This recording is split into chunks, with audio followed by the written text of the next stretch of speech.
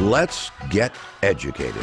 That's why we're here, to bring you the stories impacting K-12 classrooms and college campuses. It's time for a little education. You know what? I'm gonna change it, everyone. It's time for a lot of education. Yes. With me, Katie Petrick, and Mr. David Fiorazzo. Now, before we get started today, have you seen our brand new series, A Brief History of American Political Parties? I hope you have.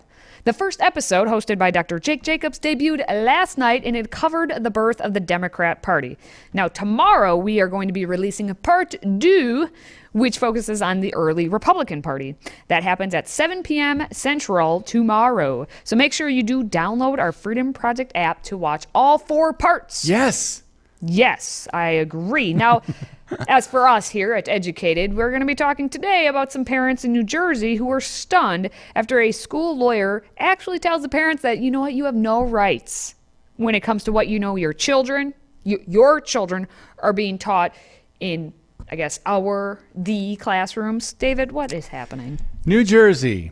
What comes out of New Jersey, ladies and gentlemen? Parents attending the Lawrence Township Board of Education meeting on October 19 expressed concern over controversial lessons and books with gender questioning themes. So the headline is, Parents Cannot Dictate What Their Children Are Taught. School board's lawyer says parents are outraged over district's transgender policy, but they can choose to have your child attend elsewhere if you're upset at this transgender policy. Wow. Well, Katie, let me get your take on the headline, just the first part, because since when is it news that parents cannot dictate what their children are taught? Is this a headline, or has this been the last 40 years or whatever? Yeah, I mean, I guess it's kind of like, why do we even have a news story? This is just they can't. Everyday activity. Yeah. Like, things happen on a normal day-to-day basis.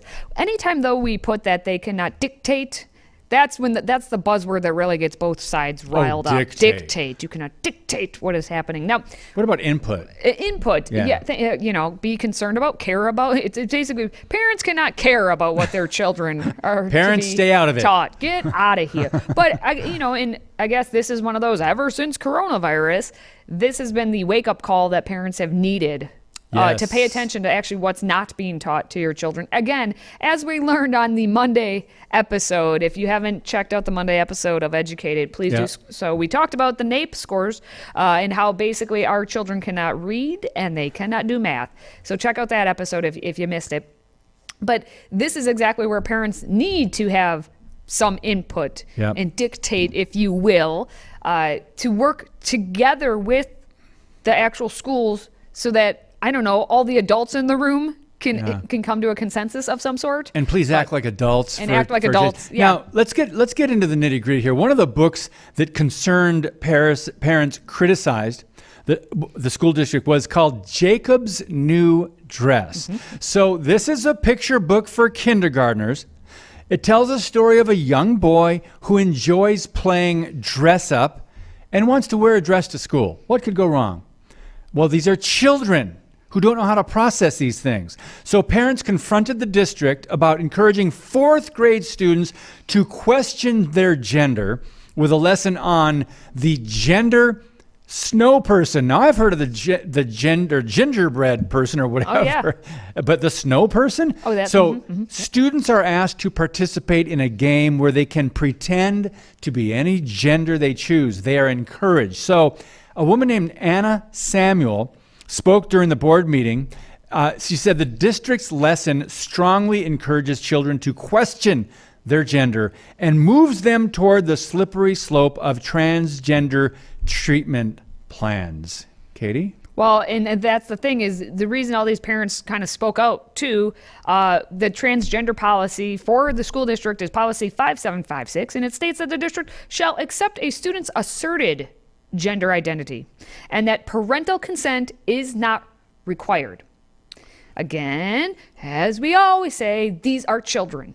Okay, children should not be given that responsibility of what the parental consent being not required, because if it involves a child for anything with other adults, parental consent is always required. Wow. I know I've been out of school for a long time, but just this language, parental consent not required. We have a clip of the lawyer talking for the district. Go. The right focus of parents is not to dictate what their children are taught. It is to determine where they attend. In public schools, we have curriculum that is aligned with New Jersey state learning standards. Again, it's here.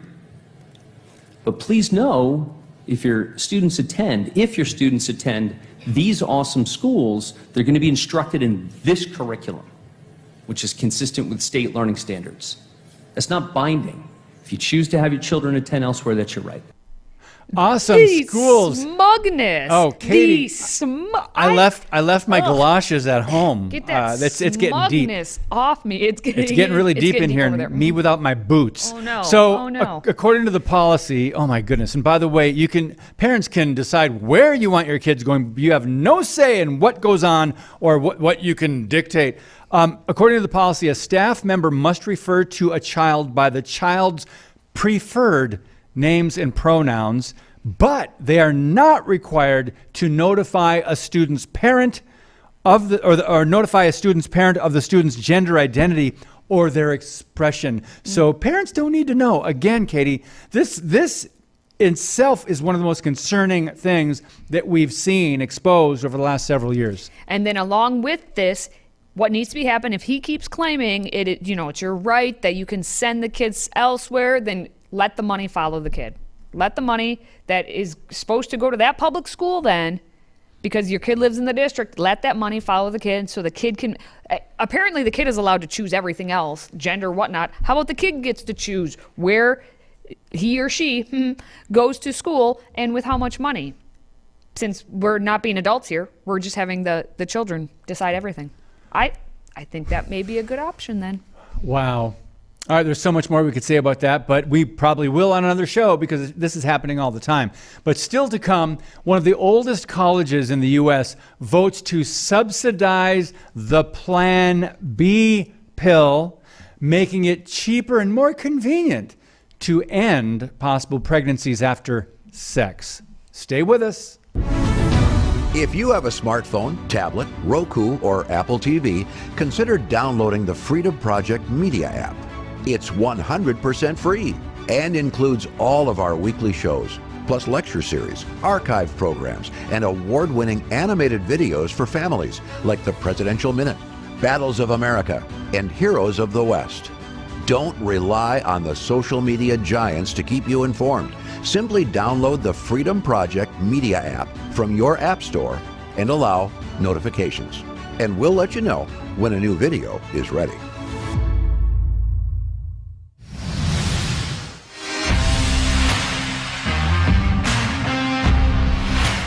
That's right. Well, hey, we don't want consequences for pretty much anything. So if you don't want to have consequences after having sex, things could happen.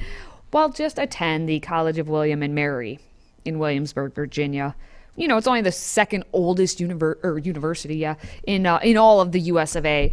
And their student assembly just voted to subsidize the cost of Plan B. Now, the Plan B pill, if you will, something the ladies may take after they decided to have sex, maybe not use any other form of protection, and then they're like, I'm good to go. I don't have to worry about the consequences. Just take a little pill afterwards. Anyway, the Subsidizing Sexual Health Resources Act is going to provide 75 free pregnancy tests and subsidize 200 doses of Plan B. It's going to lower the cost of each dose from $20 to just $5. Just a $5. And class president Mia Tillman sponsored the bill, which will allocate a total of up to $3,375 from the Student Assembly Services. Oh, great. So, you go to the College of William and Mary, you're there to get an education, but also for a quick $5, you can just get a Plan B pill. It's all good. Everything's fine. So these have to be Democrats because they come up with some of the most interesting names for their acts or their bills. And this one, and by the way, students are passing this, right? So the students are leading the way. Subsidizing Sexual Health Resources Act. So Sexual Health Resources Act. That's right. What does it do? What does the pill actually do? We don't need to get into the details on that. But this is, and I know this is not the only college, right? Because we've heard stories from across the country, different places. So this is our culture today. The young people today in their 20s, they get to school. They just had hypersexualized education throughout their high school years from Planned Parenthood and others that were putting the sex ed curriculum in their high schools. Now they're in college. We shouldn't be surprised that they do this, right? But we should be concerned that they are looking at this as it's just completely wrong. Well, yeah, and you kind of said it. Well, the president, the one who sponsored this, Mia Tillman, she has worked for Democrat Senator Mark Warner, and apparently she is passionate about policymaking and activism and how it can impact economic inequality in the United States as a means to seeking racial injustice and equity. What does that have to do with the Plan B? Wait a minute. What were those words again? Let's see. Racial injustice, equity, yes, and economic inequality. We're talking about... Got them all. Yeah, we're talking about abortion, really, the Plan B pill, which it doesn't just remove a pregnancy, but if a human life was conceived, it does that too. Well, we have Skylar Culbertson, who's part of the Tribe for Life, which in the title you can kind of guess what their views are. They're a pro-life club on campus. And Skylar is the president and also attended the meeting and objected, good for her, to the act's passing. Now, Culbertson said that every human is deserving of a right to life, and as a college, we should not be providing Plan B to students, which can potentially take a human life. Now, of course, Skylar was just poo-pooed on that whole thing because that student assembly, they have priorities, okay? And some of their priorities, in addition to the whole Plan B pill distribution being subsidized, they also have the plan to tackle systemic racial injustice at W&M, or William and Mary. They also have some of the components in that program, including a reparations committee. They want to have a reparations committee, but makes perfect sense, obviously. And a students' rights initiative. And that apparently is all about educating the students to have an expanded cultural, racial, LGBTQ+, and neurodiverse consciousness of rights issues. Oh, talk about a word mash, word salad. Well, thank God they didn't get into environmentalism. I'm sure that didn't make the high priority list. That's just under that. That would have been next, I guess. Yes. Now, again, this is the second oldest university in the U.S. of A. And we know we have Harvard, and then we also have Yale right behind that. They're all gone by the wayside of what they were. They're a shell of the universities they once were. So when you're looking, maybe high school student or mom and dad, where should little Johnny go to school? Completely ignore all of the universities that we talk about here on the show. And maybe that includes Baylor University, or does it? Because when we come back, we have students at Baylor University. They were asked their thoughts on the emergence of cancel culture when it comes to removing statues. Stay with us. Do you love America? Are you a patriot who desires to preserve the freedoms we enjoy for generations to come? Then let's take action. Every few days, we give our money to the big box stores. How we spend our dollars could be the most important vote. Do these stores promote freedom and American values? Is that where we should be buying our everyday household products for the rest of our lives? What if we just stopped? What if we shopped with a family-owned manufacturer who believes in preserving our freedoms? That's why SwitchToAmerica.com was created. SwitchToAmerica.com gives patriots the ability to walk away from the big box stores forever. This is a movement that pledges allegiance to the flag of the United States of America. SwitchToAmerica.com. Take action if you love this country. Here is a great way to show it. SwitchToAmerica.com.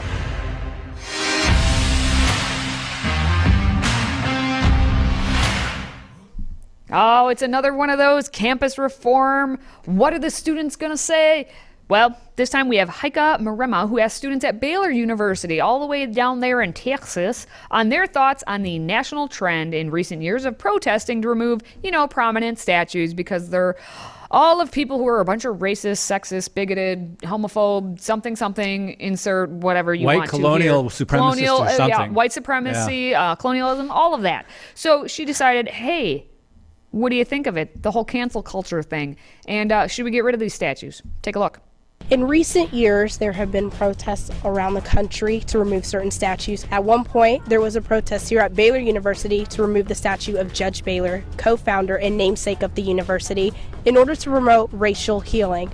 And do you think this was a good idea? The thing is that removing a statue isn't going to promote racial healing. The statue is just that a statue. I personally don't think it's a good idea. Although he did do some bad things, I think it's important to acknowledge it instead of hiding away from it. They didn't get the statue because they were slaveholders. Anything, I think it's more of a reminder of where we came from and how much progress we've made. A supporter of the protest said that once they remove Judge Baylor off of campus, then they could start to remove the rest of the stuff on campus that make them feel uncomfortable. So should we remove statues based off of whether we feel uncomfortable or not? In America, like, a lot of people can get offended over the smallest things. There's a lot of things in this world that make us uncomfortable. If we start taking everything else that makes us uncomfortable, it could remove important aspects. If we just start taking away things that make other people uncomfortable, what's going to be left?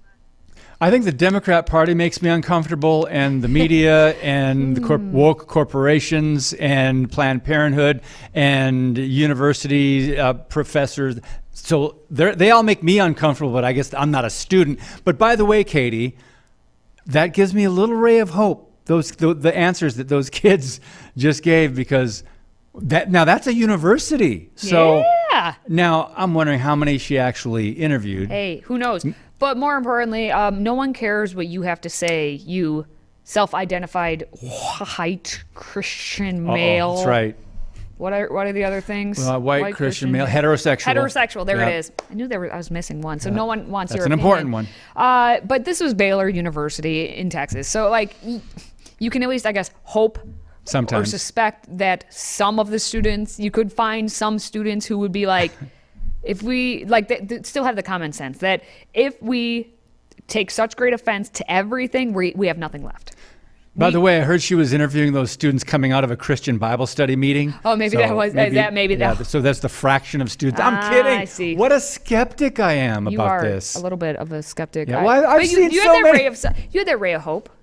I've seen so many Madonna of these style ray of hope. Is it Madonna? Man on the street interviews at college campuses, and oh my goodness, when they're even asked stuff in the graduation caps, just and they can't answer the simplest things. But I'm thankful. I'm thankful in this case. They're saying, no, removing our history, we need to learn from it. If it's bad, if it's good, keep it. So I'm thankful for that. Yeah, and I will say that one of the key distinctions in this video versus maybe some of the other ones is when the main question is asked. It's not just, oh, well, maybe we shouldn't, and then they leave it at that.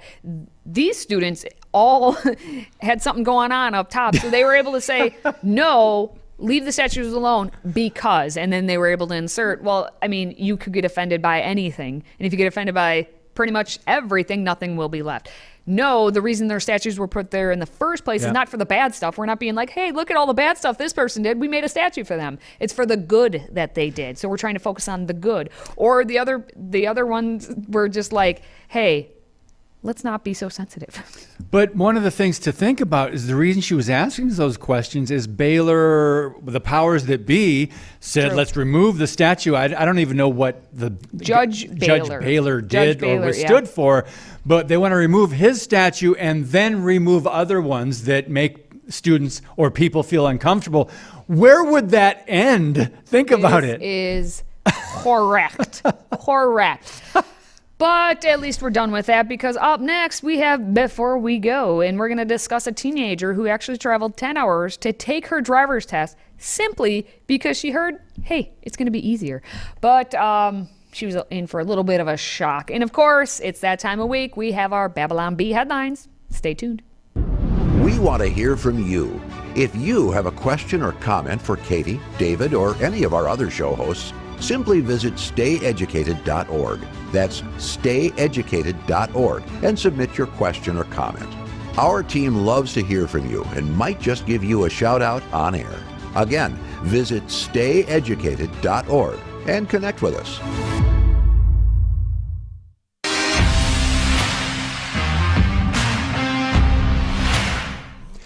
Alrighty then, before we go, Katie, are you a person that likes a clean sink, or do the dishes like they just sit around and wait until someone has time to actually wash them, clean them? David, thank you for saying someone has time. Someone Not has that time. I am the one, because I'm the female who would be the one to do that, but I think our producer is I would not want to thinking imply that that. way. Now, yeah, I every night I get the dishes get loaded in the dishwasher.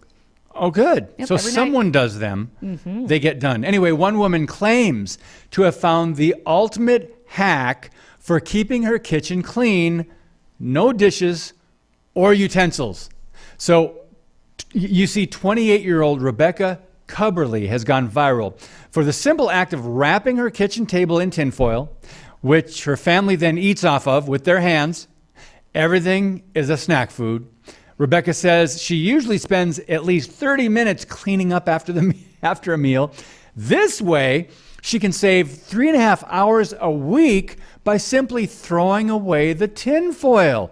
Interesting. Rebecca also says by making everything into finger foods, her young children are now far more likely to eat different items for meals. Katie, what do you think? Life hack? No, we're the environmentalists to yell at her for this as well. The but tinfoil? Tinfoil hat, maybe. No, and no. Okay. Katie, let me ask you this. Did you pass your driving test on the first try? You bet I did. Really? I did, yeah. All right. Well, How about you? Did you?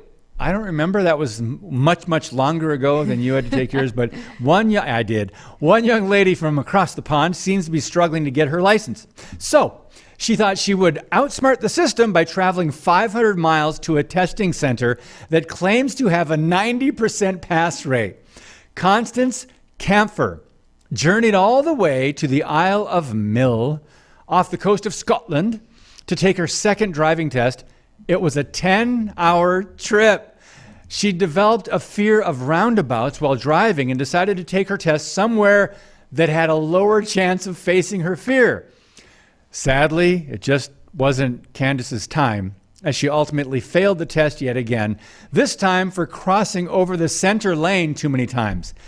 Katie, points for out-of-the-box thinking, I guess. Well, here's the deal, especially over in Europe, but even now in the U.S., the Scotland. roundabouts are everywhere now. Oh, roundabouts. And on that 10-hour trip, she could have just practiced and then just why? Yeah, you think about that. She should have gone 5 hours out, 5 hours back, and then she would have been home and take the test and pass. 10 hours, I think 10 hours of driving practice around roundabouts. I think you would nail have gotten it after an hour or two. But anyway, let's wrap things up with everyone's favorite satire site, the Babylon Bee. Here are this week's top 5 Babylon Bee headlines. So we picked our favorite Babylon Bee headlines to see which one you think should be crowned Queen of the Hive. We start with CDC adds declining math English scores to list of COVID symptoms. Oh gosh, that goes right along with our Monday show. Biden says something smells off about this Dylan chick.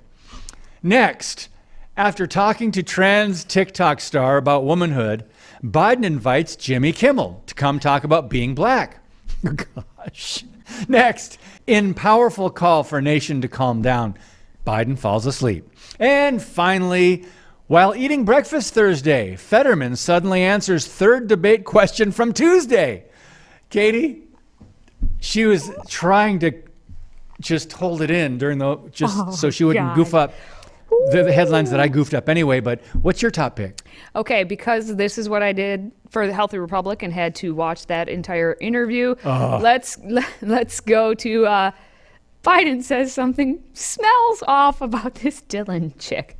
If you Is don't that because know, he's a sniffer? The Biden is a sniffer and this Dylan chick is no female. But see, Babylon Bee, perfect. What about you? There's good ones. I don't know. There were like 3 of them that were tied, I think, for me. It's almost like that every week. Yeah. At least there weren't 5 that 2 of them were, they're good. But yeah, anyway, so we've got to go.